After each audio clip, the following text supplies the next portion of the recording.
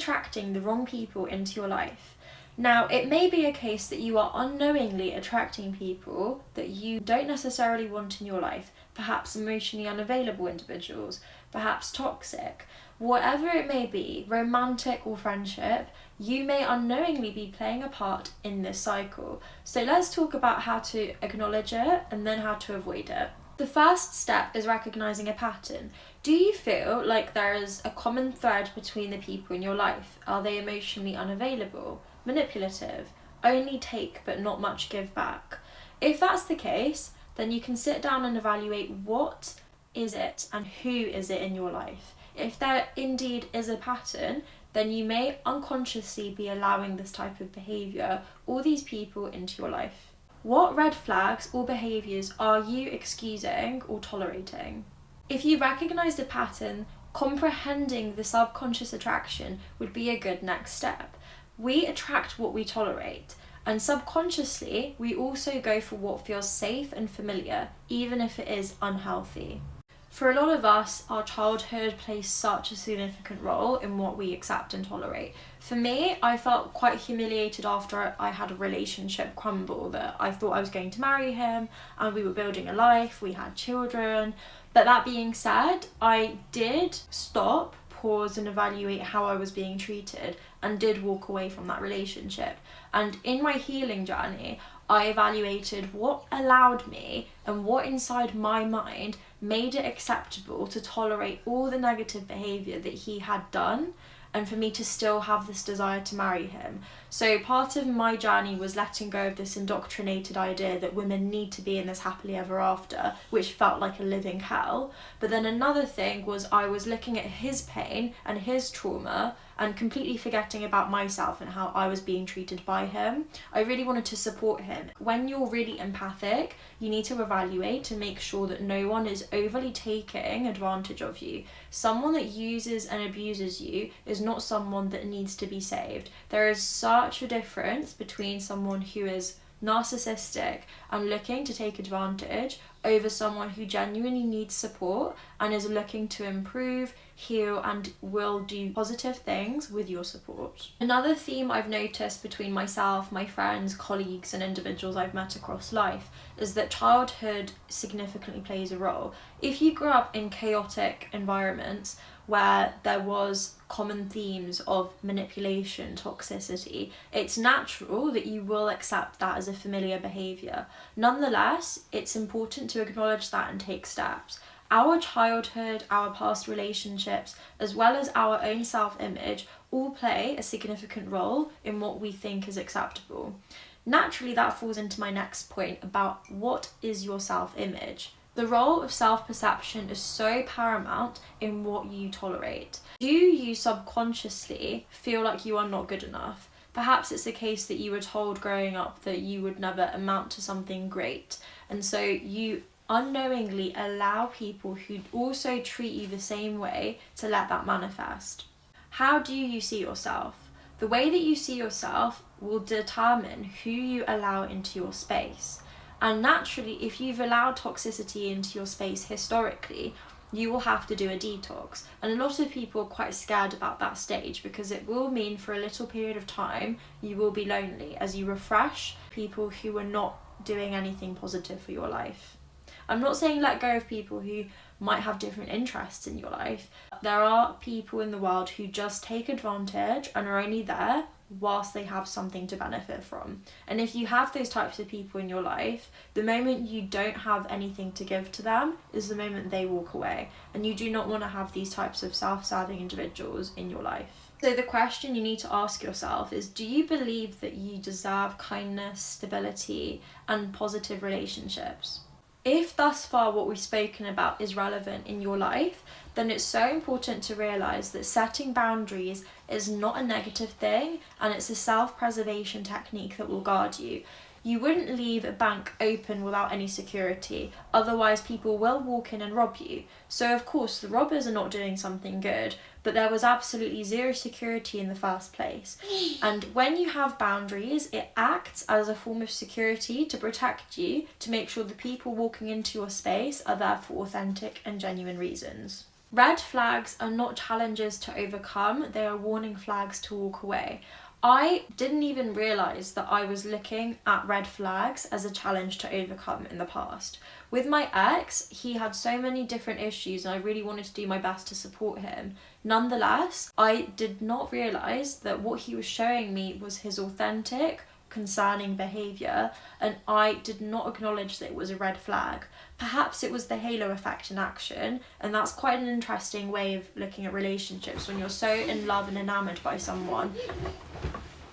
Hello? Hi! It's important to realise that giving someone endless chances is not a good thing when they've already shown you who they are. Arthur's here, he's very proactive, he's very happy to be involved. I know it's quite like a serious topic I'm speaking about, but I also think it's quite nice to see the more energetic side of life. Just bouncing on the bed. As the energy shifted, learn to say no without guilt. When you are really empathic, or you are exposed to people who are manipulative, they really take advantage and they hate it when you say no. No, you feel guilty for saying no. You feel like you're evil for having boundaries. And historically, I was made to feel like that. Whether that was people who were in platonic friendships, romantic relationships. And we say no. That is it. You take steps to build boundaries. You don't feel guilty for making your own boundaries. Yeah. I love metaphors, especially ones that allow you to remove personal bias. So here we'll use a butterfly. You could spend forever, so much energy chasing a butterfly, just trying to catch one. Or you could take that same energy and make a beautiful butterfly garden that will attract not just one but loads of meaningful connections which are like butterflies. And on top of that, you've invested in yourself and you've made your space beautiful, which is, I think, a great metaphor for the mind. So instead of trying to chase and help one butterfly that you will essentially encage and entrap, you should encourage yourself to nurture your needs, make yourself better, focus on that character development, how to nurture and improve what's in your mind, how to be a better individual. And when you do that, you will naturally attract the right people. You do not need to chase what is meant for you. Emotional connections that are secure should not feel draining, they should feel safe.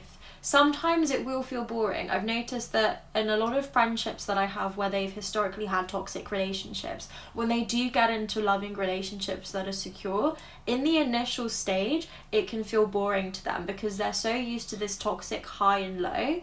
But afterwards, when they've developed that security, they would never look back at any other relationship. So it's so imperative to realise that you do not need to chase what is going to be healthy and strong for you. The moment you prioritise yourself, your energy shifts, and so does the people that you attract.